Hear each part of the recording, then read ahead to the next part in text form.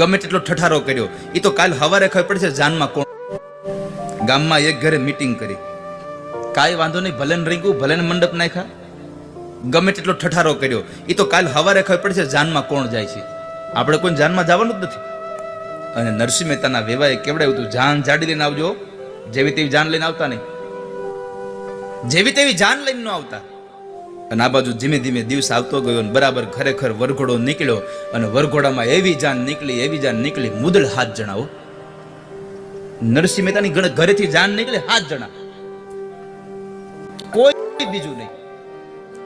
ભગવાનના ચરણારવિંદમાં દ્રઢ ભરોસો હોવો જોઈએ. આજ નહીં તો કાલ મારો ઠાકોરજી મારું કામ કરશે, મારો ભગવાન મારું કામ કરશે, ભગવાન મને સફળતા આપશે.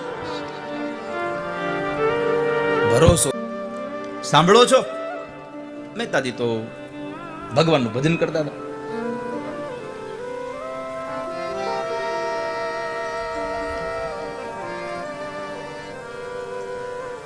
અરે પણ બોલો ને મેથી, શું વાત છે?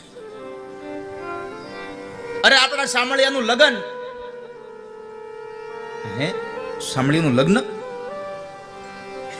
આપણા શામળિયાના લગ્ન છે. હજી દીકરાની વહુ હાટું આપણે દાગીના બનાવવાના છે, આ ઘરને હરખું કરાવવાનું છે, રસોઈ બનાવડાવવાની છે. તમને કાંઈ ઉપાધિ છે? મહેતાજી પૂછો, લગ્નને કેટલા દી બાકી છે? હવે આ દીકરાનો બાપ જો, એને ખબર નથી કે મારા દીકરાને લગ્ન કેદી છે. લગ્નને કેટલા દી બાકી છે માણેક મેથી? અરે હવે 7 જ દી બાકી રહ્યા છે. ઓહો, 7 દી છે તો હું ઉપાધિ કરું? કારણ દ્રઢઈન ચરણ કે ભરોસો, દ્રઢઈન ચરણ કે દ્રઢઈન ચરણ. ભગવાનના ચરણારવિંદમાં એને અપાર ભરોસો હતો મહેતાજીને. એટલે મહેતાજી કહે છે, ચિંતા કરો માં. વળી 2-4 દિવસ ગયા એટલે માણેક મેથી કીધું, માણેક ગૌરી હવે તો તમે સાંભળો, હવે 4 દિવસ જ રહ્યા. હે 4 દિવસ રહ્યા? કઈ વાંધો નહીં, એક કામ કરો ને મેથી. બોલો શું? એક ઘીનો દીવો પેટાઈને મને ઘરમાં આપો ને. આજ રાતે મારે હોવું નથી, મારે ભગવાનનું ભજન કરવું છે. આજ રાત્રે મારે ભગવાનનું ભજન કરવું છે. માણેક મેથી કીધું, આને હજી દીકરાના લગ્ન આવી ગયા, કઈ ઉપાધિ નથી, આજ આખી રાત એ ભજન કરશે ને અમને નહીં હોવા દે.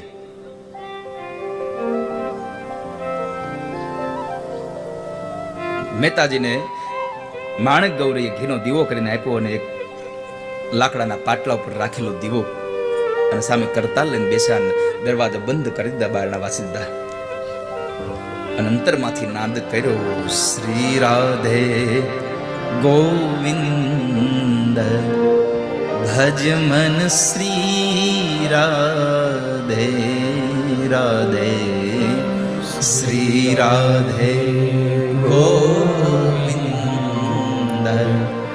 ભજ મન, શ્રી રાધે રાધે, શ્રી રાધે ગોવિંદ ભજ મન, શ્રી રાધે રાધે, શ્રી રાધે ગોવિંદ ભજ મન, શ્રી રાધે. હાથમાં કરતાલ લઈને શ્રી રાધે ગોવિંદ, શ્રી રાધે ગોવિંદ, શ્રી રાધે ગોવિંદ, ગિરધારી ગિરધારી ગાઈએ રે. એક પછી એક ભજોની કરાતા લાડી, અને એવું ભજન જામ્યું, અને મહેતાજી સહદેહ ઉપડ્યા, સીધા વૈકુંઠમાં, સીધા વૈકુંઠમાં ગયા છે ભગવાનની પાસે. ત્યાં જઈને બોલ્યા છે, ગિરધારી ગિરધારી માધવ બોલો, મુકુંદ મુરારી, ગિરધારી ગિરધારી, શ્રી રાધે ગોવિંદ ભજ મન, શ્રી રાધે રાધે, શ્રી રાધે ગોવિંદ ભજ મન, શ્રી રાધે. અને બરાબર વૈકુંઠમાં ભગવાન ઠાકોરજી લક્ષ્મીજી સાથે બેઠા છે, અને ત્યાં બરાબર નરસિંહ જોઈને ભગવાન બોલ્યા, ઓહો નરસિંહ તું અહીંયા, તમે ક્યારે આવ્યા? અને અહીંયા ભૂલા કેમ પડી ગયા તમે? આવ્યા હું કામે? નરસિંહ મહેતાએ કીધું, પ્રભુ તમારા સામળિયાનું લગ્ન છે. સીધું જ નાખ્યું એની માથે, સીધું એની માથે નાખ્યું, તમારા સામળિયાનું લગ્ન છે, લ્યો. કાંઈ ઉપાધિ ખરી? અરે તમારા સામળિયાના લગ્ન છે. ભગવાન કે કેટલા દિવસ બાકી છે? 4 દિવસ. ભગવાન કે આટલો વેલો શું આવ્યો? કે આટલો બધો વેલો શું કામ આવ્યો તું?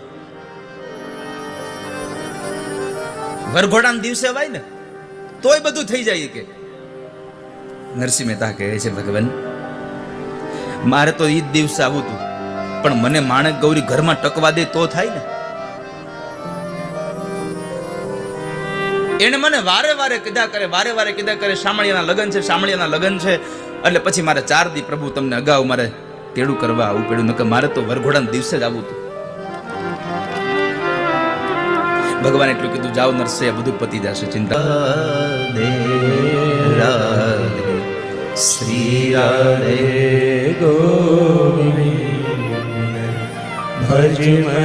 નરસિંહ મહેતા ચાલતા હતા ને વળી એક વાત યાદ આવી, એટલે વળી પાછા આવ્યા. પ્રભુ કહેતા ભૂલી ગયો કે શું? બોલ. જુનાગઢની નાગરી નાતે પ્રભુ નક્કી કર્યું છો. એને મને એમ કીધું છે કે અમે કોઈ જાનમાં નહીં આવી, તારા હગા હોય ને લઈ જાજે. અમે કોઈ તારા ત્યાં જાનમાં નહીં આવીએ. અને પ્રભુ મારા હગા તો તમે જ છો. મારા સગા બીજું કોણ છે તમારા સિવાય જગતમાં? એટલે હું તમને આમંત્રણ આપવા માટે આવ્યો છું. ભગવાન કે ચિંતા ન કર, નીચે વાળા જાનમાં નહીં આવે તો ઉપર વાળા નીચે લઈને આવી. તું ચિંતા કરતો નહીં કે જરાય, બધાને નીચે જાનમાં લઈને આવીશ.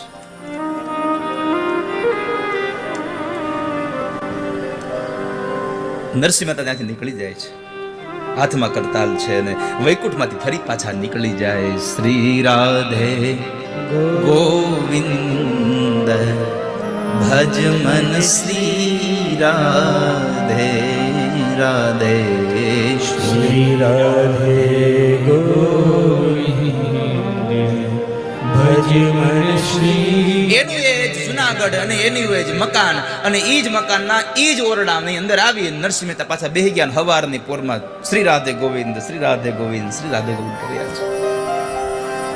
મહેતાજી અંદર છે ને ઈ બરાબર દરવાજો કોઈ ખટખટાયો. માણેક ગૌરીએ દરવાજો ખોલ્યો.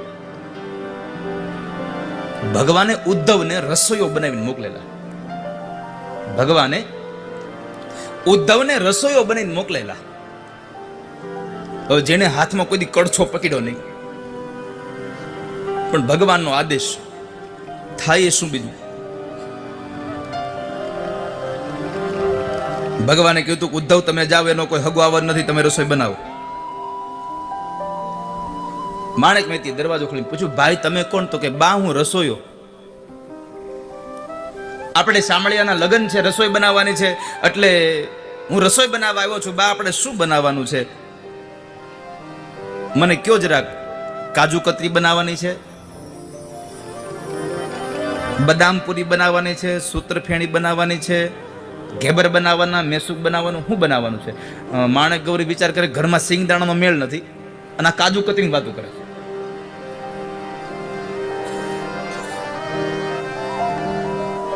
અરે પણ ભાઈ ઘરમાં કાંઈ છે નહીં, કાજુ કતરી એ તમે ચિંતા કરો માં, બધું મોદી ખાનું હું લઈને આવે.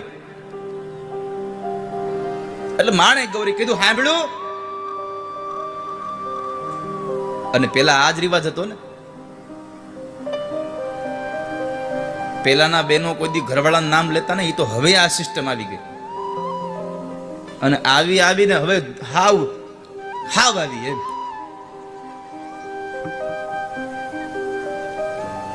નહીં તો પેલાના બેનો 5-25 વડીલો બેઠા હોય ને એક સ્ત્રી આવે ને આમ હાડીનો ઘૂમટો આડો હોય અને છતાં એમ બોલે સાંભળ્યું, એટલે 25 માંથી એક જ સાંભળે, એ આવ્યો.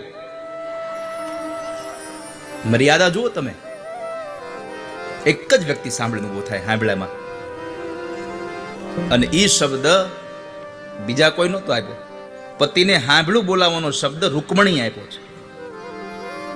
રૂકમણીએ જ્યારે ભગવાનને મનોમન પોતાના પતિ માની લીધા અને પત્ર લખે 7 શ્લોકોનો, એમાં પહેલો શબ્દ લખ્યો શ્રુત્વા ગુણાન ભુવન સુંદર સુંબતા. સાંભળો સાંભળો સાંભળો, તમે સાંભળો સાંભળો શબ્દ આપ્યો છે રૂકમણીએ. એટલે અહીંયાથી માણેક ગૌરીએ કહ્યું, સાંભળ્યું કોઈક આવ્યું છે દરવાજે?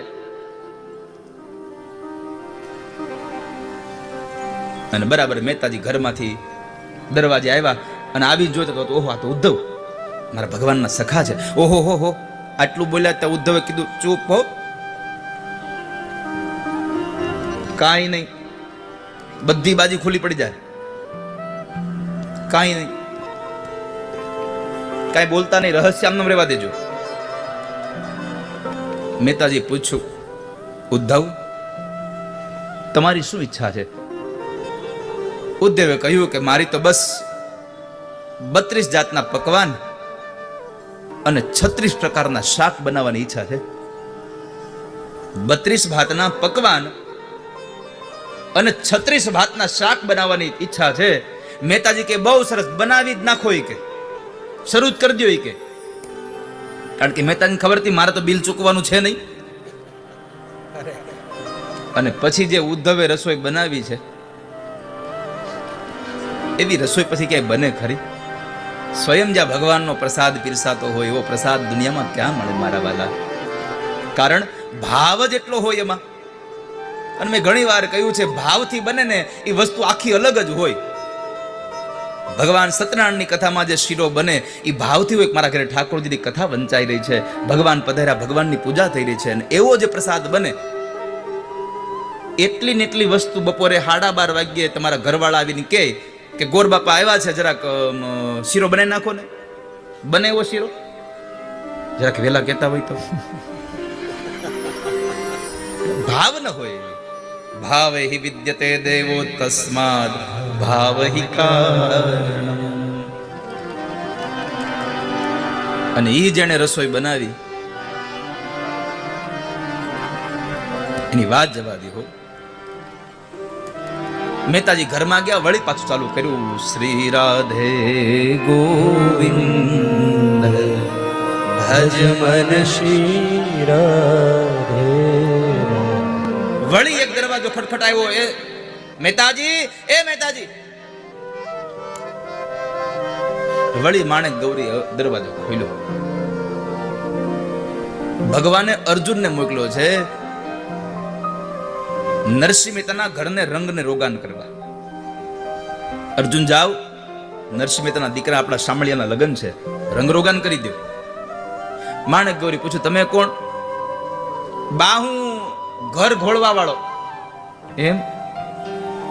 બોલો કયો કલર લગાવવાનો છે? ડિસ્ટેમ્બર લગાવું કે ઓઇલ પેન્ટ લગાવું કે પ્લાસ્ટિક પેન્ટ લગાવું? કયો પસંદ છે તમને? માણેક મહેતી કે ઘરમાં ચૂનાનો મેળ નથી. આના ડિસ્ટેમ્બરની વાતો કરે છે, પ્લાસ્ટિક પેન્ટની વાતો કરે છે. એટલે માણેક ગૌરી કીધું, એક કામ કરો, બીજું કઈ રહેવા દો, ઘરમાં ચૂનો લગાવી દો. મહેતાજી બરાબર આવ્યા અને અર્જુનને જોયા, આશ્ચર્ય થઈ ગયું. આ મારા પ્રભુનો હગો અહીંયા ક્યાંથી? અર્જુને કહ્યું, ઉપરથી ઓર્ડર આવ્યો છે, ઉપરથી હુકમ આવ્યો છે, કાંઈ બોલતા નહીં, હું રંગ કરવા વાળો છું. અને નરસિંહ મહેતા ભગવાનના ભગત એટલા બધા આમ તૈયાર હતા ને, એને અર્જુનને પૂછ્યું કે હે ભાઈ તમારી શું ઈચ્છા છે? કે જેમ ઓલા રસોયાને પૂછ્યું એમ નરસિંહ મહેતાએ અર્જુનને પૂછ્યું તમારી શું ઈચ્છા છે? ભગવાને મોકલેલો અર્જુન કહે છે મારી તો ઈચ્છા છે આખા જૂનાગઢને રંગી નાખવું. કે તો રંગી નાખો ભલે થઈ જાય. કે નરસિંહ મહેતાના છોકરાના જાનમાં આખું જૂનાગઢ રંગી નાખ્યું. બોલો, આખું જૂનાગઢ રંગ્યું. મહેતાજી કહે છે તો પછી હવે આખું જૂનાગઢ રંગવું થોડીક વાર લાગશે, અત્યારથી ચાલુ કરી દો. કે અને પછી તો જુદી જુદી ટીમો બોલાવી અર્જુને અને આખું જૂનાગઢ રંગાવ્યું. આખી રાતમાં તો આખું ગામ રંગાઈ ચૂક્યું. મંડપ બંધાયા, આખું ગામ શણગાર્યું. પણ કહેવાય છે નાયત વાળાને કોઈ દી કોઈ જિંદગીમાં પહોંચી ગયું છે?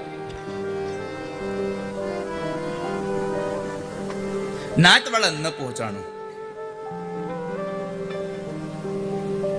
ગામમાં એક ઘરે મીટિંગ કરી, કાંઈ વાંધો નહીં, ભલે રંગ્યું, ભલે મંડપ નાખ્યા, ગમે તેટલો ઠઠારો કર્યો, એ તો કાલ હવારે ખબર પડશે જાનમાં કોણ જાય છે. આપણે કોઈ જાનમાં જવાનું જ નથી. અને નરસિંહ મહેતાના વેવાએ કેવડાવ્યું હતું, જાન જાડી લઈને આવજો, જેવી તેવી જાન લઈને આવતા નહીં.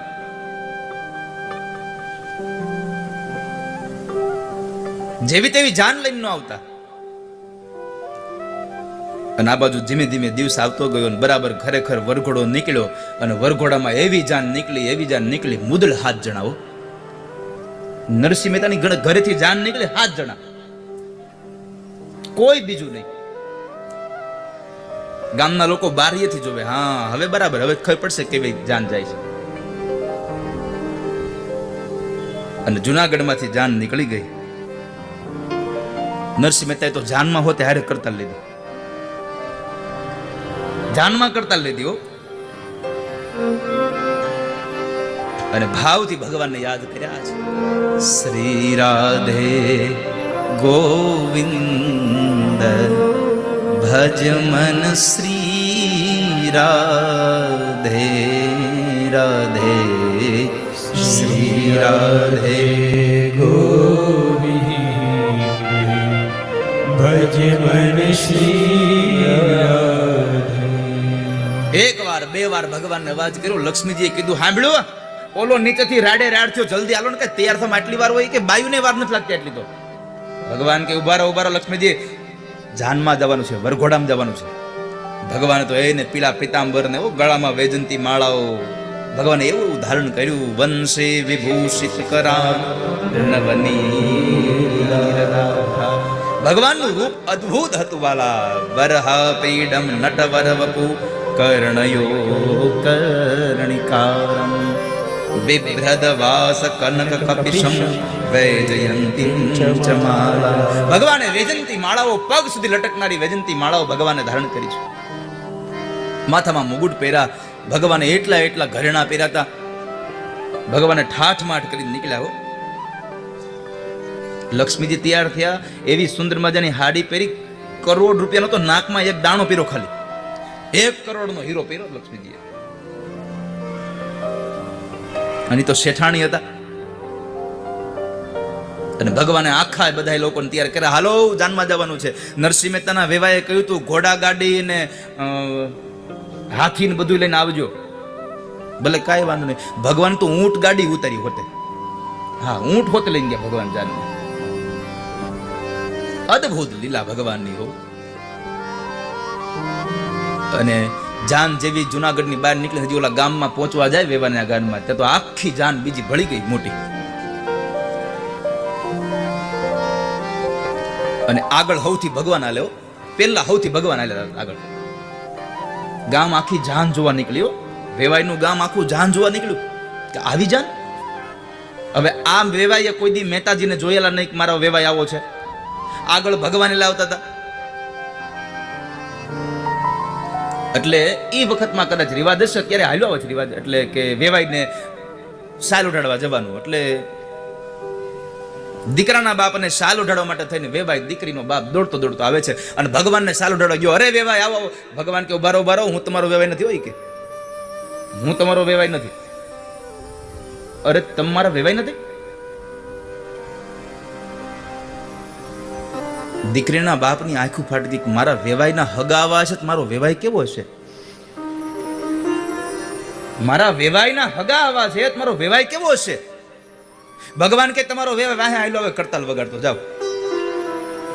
અને નરસિંહ મહેતા ગામના હરિજનના લોકો સાથે શ્રી રાધે ગોવિંદ ભજ મન શ્રી રાધે રાધે શ્રી રાધે ગોવિંદ ભજ મન શ્રી રાધે રાધે શ્રી રાધે ગોવિંદ ભજ મન શ્રી રાધે રાધે શ્રી રાધે ગોવિંદ ભજ મન શ્રી રાધે.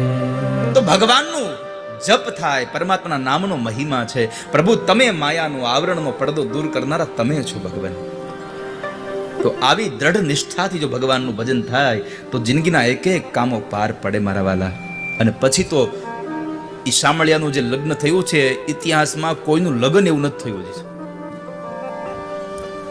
એવી ભગવાને લીલા કરી છે. પણ ક્યારે કરે?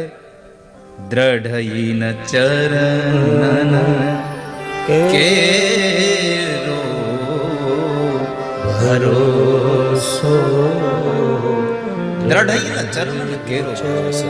ભગવાનના ચરણારવિંદમાં મને ને તમને જ્યારે દ્રઢ ભરોસો થઈ જાય કે ઠાકોરજી મારું કામ કરશે. અને નરસિંહ મહેતાએ કહ્યું છે, ભગવાનને ભજો, ભગવાનમાં ભરોસો રાખો, જિંદગીમાં તમારી લાજ નહીં જાય. કારણ કે હરિને ભજતા આજ દિન સુધી કોઈની લાજ જતા અમે દીઠી નથી હજી. જેને જેને ભગવાનને ભજ્યા એમાં કોઈની લાજ નથી ગઈ. પરમાત્માને ભજ્યા હોય તો એવું પરમાત્માનું સ્વરૂપ જે જોવાની ઈચ્છા થાય, પરમાત્માના નામનો મહિમા મને તમને સમજાઈ જાય. સંત્યજ્ય સર્વ વિષયાન તવ પાદ મૂલ. ભાગવતજી એમ કહે છે, ભગવાનના ચરણારવિંદમાં જાઉં છું, બધું છોડી જઈએ. અહીંયા કથામાં બેઠા છીએ તો બસ માત્ર કથા જ આપણને અનુભૂતિ થતી હોવી જોઈએ. કથા સિવાય બીજું કંઈ સ્પર્શ ન કરે. તો એવી આ ભગવાનની આ 2 દિવસનું કથામૃતમ લીંબડીના આંગણે હતું. આજે જગદીશભાઈ પણ આવ્યા છે, લલિત કિશોરજી મહારાજ પધાર્યા છે. આજે તમારા ભાગમાં વળી નવું હોતે છે. આજે ચિંતા કરતા નહીં. કથામૃત હમણાં પૂરું થાય ને પછી તમારે સંતવાણી સાંભળવાની છે. મારે બિરજુભાઈ આવ્યો છે આજે, એટલે તમારે સંતવાણી સાંભળવાની થઈ.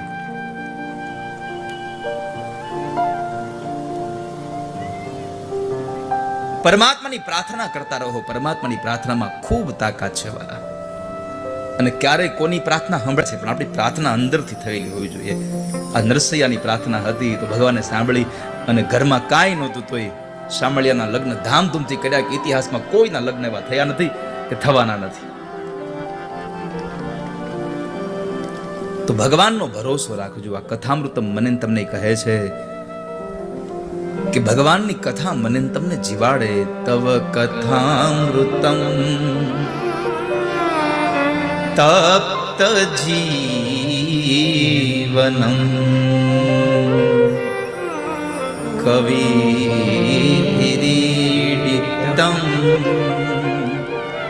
કલ્મષરહં. ગોપીએ કહ્યું, ભગવાન તમારા વિયોગમાં મરી જઈએ પણ તમારી કથા અમને જીવાડે છે. આ જગતના તપેલા જીવાત્માઓ, સંસારની અંદર સંદગ્ધ થયેલા એ જીવાત્માઓને જો જીવાડતું હોય, એને શાંતિ કોઈ અનુભવ કરાવતું હોય તો એ પરમાત્માની કથા છે. ગમે તેવો માણસ થાકેલો હોય, ભગવાનની કથામાં આવીને બેસે એટલે આનંદની અનુભૂતિઓ થાય. બધું જ થાક ઉતરી જાય. અને કથાનો નિયમ જ છે, જીવનનો થાક ઉતારે એ તો કથા છે.